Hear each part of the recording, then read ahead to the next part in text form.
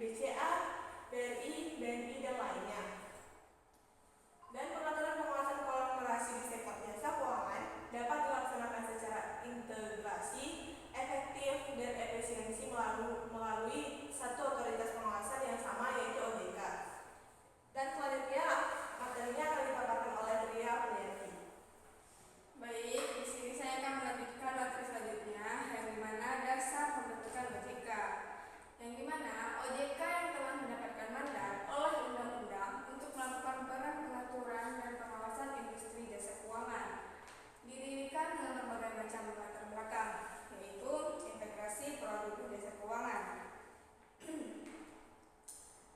Tren produk dan jasa keuangan saat ini mengalami dinamika yang sangat signifikan dan cenderung memunculkan supermarket keuangan, di mana masyarakat atau konsumen jasa keuangan dapat membeli produk-produk jasa keuangan dalam satu atap.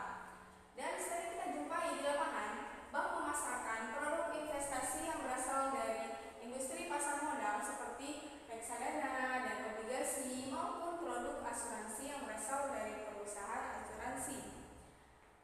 Dan kondisi di atas menyebabkan terjadinya perpindahan risiko produk dan jasa keuangan dari lembaga keuangan bukan bank yang membuat produk tersebut ke bank yang menjadi agen penjual produk dan jasa keuangan, bukan bank.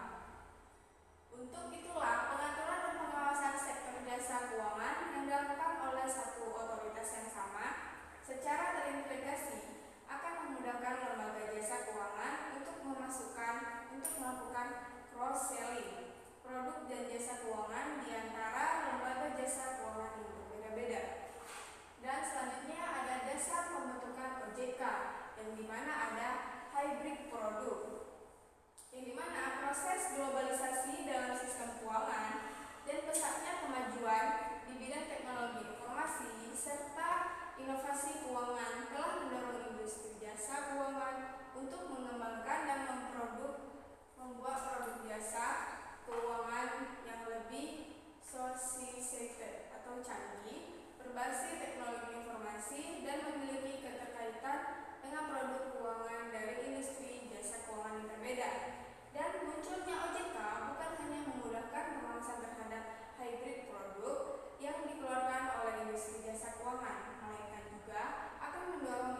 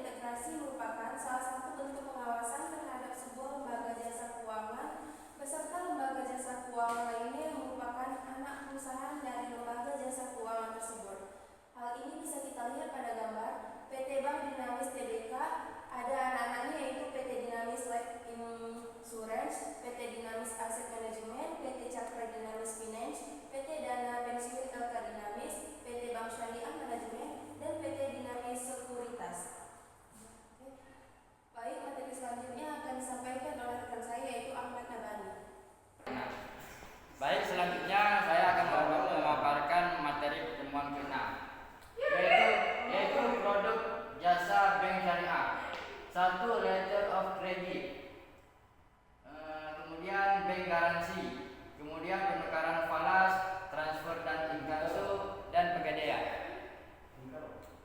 Kemudian penilaian bank syariah. Penilaian tingkat kesehatan bank secara individual untuk bank umum syariah mencakup penilaian terhadap faktor-faktor: 1. Profil risiko, 2. Good corporate governance, 3. Rentabilitas, 4. Permodalan. Kemudian penilaian faktor profil risiko merupakan penilaian terhadap risiko inheren dan kualitas penerapan manajemen risiko dalam aktivitas operasional bank. Risiko inheren yang wajib dinilai terdiri atas 10, yaitu 1. Risiko kredit, 2. Risiko pasar, 3. Risiko likuiditas, 4. Risiko operasional.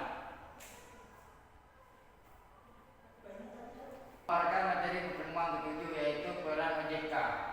OJK berfungsi menyelenggarakan sistem pengaturan dan pengawasan yang terintegrasi terhadap keseluruhan kegiatan di dalam sektor jasa keuangan, sebagaimana diamanatkan dalam pasal 5 Undang-Undang Nomor 21 Tahun 2011 tentang Otoritas Jasa Keuangan. Sementara berdasarkan pasal 6 undang-undang tersebut, tugas utama OJK adalah melakukan pengaturan dan pengawasan terhadap 1. Kegiatan jasa keuangan di sektor perbankan, 2. Kegiatan jasa keuangan di sektor pasar modal, dan 3. Kegiatan jasa keuangan di sektor peransuransian, dana pensiun, lembaga pembiayaan, dan lembaga jasa keuangan lainnya.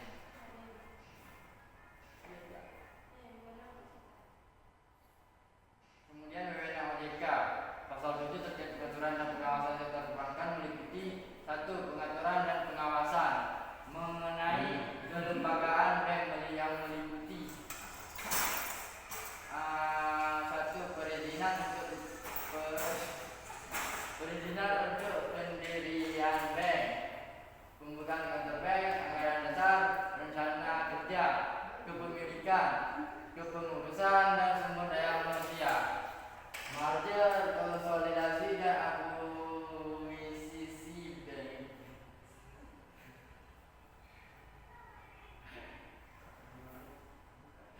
serta pencabutan izin usaha bank. Penilaian bank syariah. Penilaian faktor profil risiko. Penilaian faktor profil risiko merupakan penilaian terhadap risiko inheren dan kualitas penerapan manajemen risiko. Dalam aktivitas operasional bank, risiko inheren yang wajib dinilai terdiri atas 10 jenis risiko, yaitu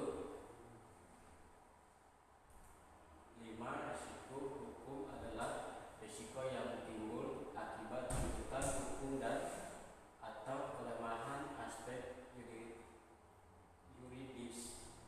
Risiko ini juga dapat timbul antara lain karena ketiadaan peraturan perundang-undangan yang mendasari atau kelemahan perikatan seperti tidak dipenuhinya syarat sahnya perjanjian atau agunan yang tidak memadai.